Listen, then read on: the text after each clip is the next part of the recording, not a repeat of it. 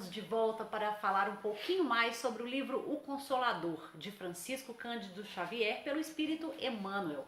Nós estamos tratando, nesse momento, do tema da evolução, que é o último tema aí da parte da filosofia dessa obra tão importante.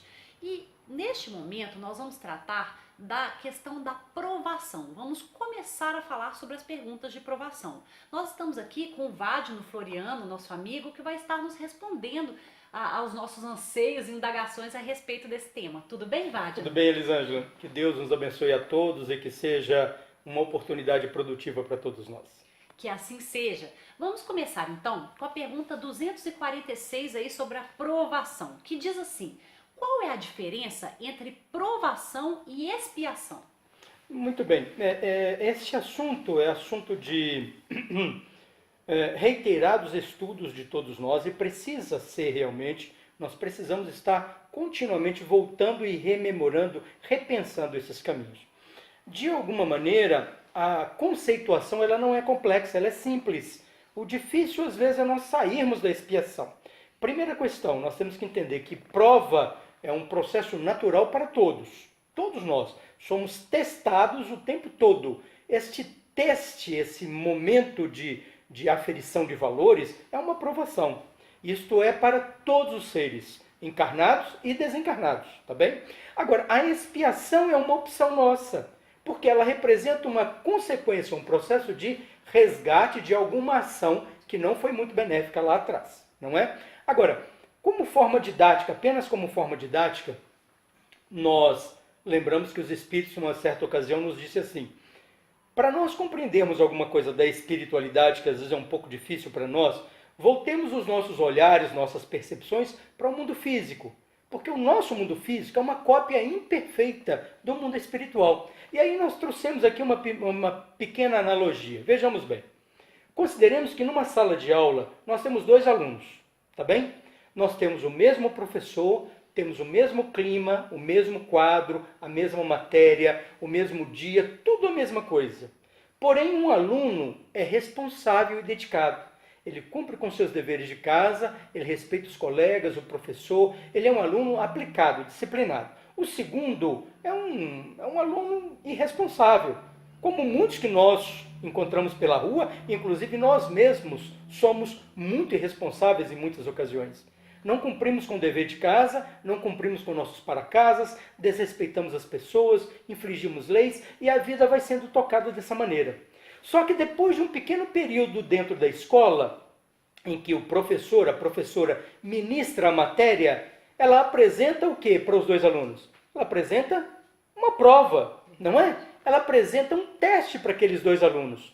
O aluno aplicado e disciplinado, ele pega aquela prova, olha e fala: puxa vida, vou tirar um 10. E além de tirar um 10 aqui, ainda ganha um beijo da mamãe e do papai em casa, não é? Ele faz a prova e tira um 10. O aluno que foi irresponsável, ele olha a prova e chora. Por quê? Eu vou tirar um 0 agora e ainda toma uma bronca em casa. Percebe?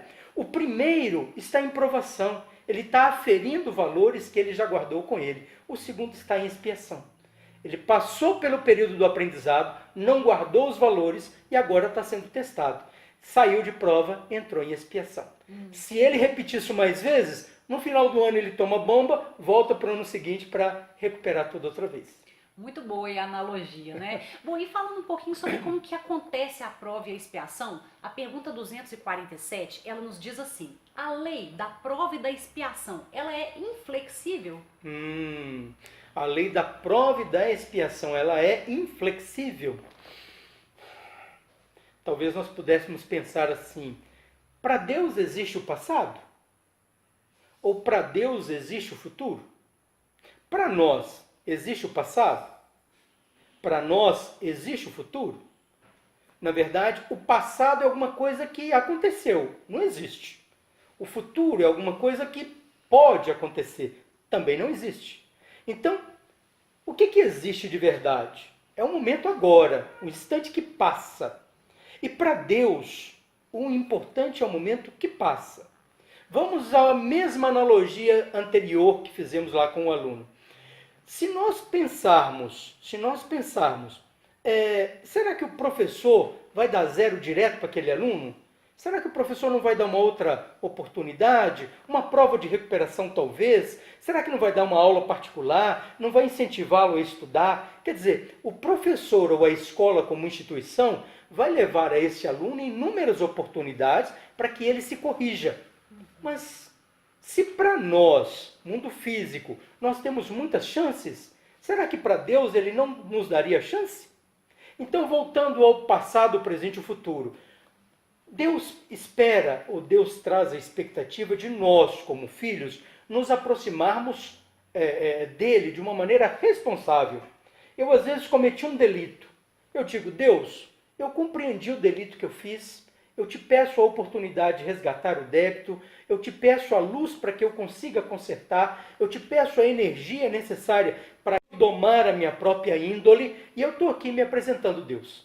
Será que Deus vai me maltratar? Não. Nem ele nem a lei me maltratam. Eu entro dentro da lei já com uma predisposição a mudar a origem daquela causa da queda. Então, não é inflexível. A misericórdia do Pai abrange a todos ininterruptamente. Nós caminhamos nesse planeta infindavelmente sobre a misericórdia do Pai. Graças a Deus, né? Graças a Deus, não é? Bom, e vamos explicar aí um pouquinho de como é que se dá essa queda do espírito. Então a pergunta 248, ela diz assim, como se verifica a queda do espírito? É interessante nós pensarmos assim de uma outra maneira prática, né? Como matemática ou como matemático, né? Na matemática, na escola, a gente usa lá a distância de um ponto ao outro, chamada de delta x, não é isso? Sim. E aí a gente brinca assim, a nossa filosofia está sempre lá no alto. As nossas ações, às vezes, estão cá embaixo.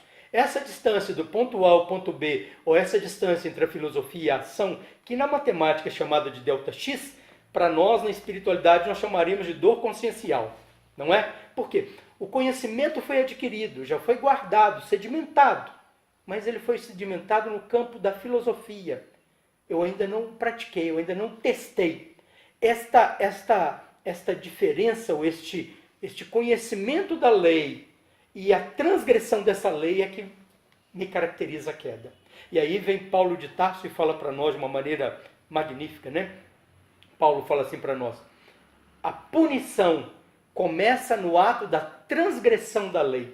Olha, pensem bem.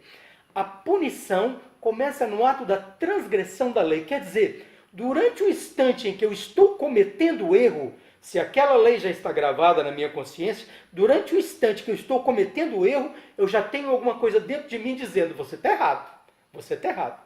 Mas muitas vezes eu continuo, por quê? É o meu desejo incontido, é a minha tendência, eu penso que aquilo vai ficar esquecido, né? Eu digo, ninguém está vendo, eu vou dar um jeitinho depois, e aí eu acabo cometendo o erro e caindo. Isto representa a queda. Talvez essa voz interior seja a consciência, não é verdade? Sim. Lá no Evangelho segundo o Espiritismo, no capítulo 17, Sede Perfeitos, trata lá sobre o dever. E aí fala desta consciência e diz assim, o dever é a obrigação moral da criatura primeiro para consigo mesma, depois para com o outro. Primeiro eu tenho que cumprir com as obrigações, eu comigo, depois eu cumpro com os outros, não é? Mas o aguilhão da consciência, o guardião da probidade interior, o alerta e o adverte. Mas muitas vezes é insuficiente perante os sofismas que a vida material nos traz. Certo, e vamos terminar falando um pouquinho sobre essa questão da dimensão. A gente costuma falar só sobre o que a gente conhece. Uhum. A pergunta 250, que fecha aqui, tá? Esse momento, ela diz assim, como se processa a aprovação coletiva? Esse é um aspecto muito sério e nós precisamos assim de muita misericórdia de Deus para passarmos por esses momentos que são muito delicados, não é verdade? Geralmente são processos que promovem uma comoção social muito grande, que nos sensibiliza muito, muito fortemente, não é? De forma geral, nós temos, olhando dentro da lei, especificamente dentro da lei, a lei crua, digamos assim, nós temos o seguinte, ninguém cai sozinho. Ninguém cai sozinho. Geralmente, quando há um erro, uma queda, existem pessoas ou que sugeriram, ou que induziram, ou que compartilham daquela queda. Este grupo de pessoas, que pode ser uma, duas ou N pessoas, eles vão se encontrar no futuro para cada um assumir dentro da lei o seu grau relativo à responsabilização da lei. Então, por exemplo, aquele que comete o ato, ele tem um grau de responsabilização. O outro que sugeriu o ato menos feliz, ele também tem uma responsabilidade.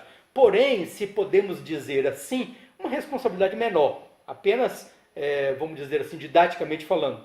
Mas aquele grupo que errou no passado, de alguma maneira vai se encontrar no futuro, em momentos, em ocasiões, em situações que promovam esse resgate coletivo. Só para a gente terminar mesmo, né? Talvez o espectador mais atento aí tenha percebido que eu pulei a pergunta 249, tá? Peço desculpas, vamos voltar um pouquinho na questão da queda do espírito. A pergunta 249, ela diz assim, ó, a queda do espírito se verifica somente na Terra? Não. Nós temos que pensar assim que nós somos individualidades. Mantemos a nossa individualidade, seja no planeta Terra físico, seja no mundo espiritual, planeta Terra, ou seja em outras partes do universo. Há muitas moradas na casa do Pai. A individualidade nós não a perdemos nunca. Perdemos o corpo? Perdemos não. O corpo, por um processo biológico natural, ele vai chegar ao seu final. Continuamos a vida em outros corpos, em outros estágios. Continuando em outros estágios e considerando que não somos perfeitos, o processo da queda pode sim se verificar em outros patamares, em outros lugares da vida, digamos assim. Muito bom. Bom, o nosso tempo hoje se esgotou, mas esse tema da aprovação vai merecer aí um outro vídeo em que a gente vai explicar, vai responder a outras perguntas sobre o tema. Muito obrigada, Wagner. Nós agradecemos muito a oportunidade e a paciência de todos os nossos amigos. Bom, vamos terminar então aqui nesse momento, né, esse nosso vídeo sobre esse tema importante da aprovação e convidamos vocês a estar conosco porque vamos voltar a esse tema no próximo vídeo. Muito obrigada e até lá!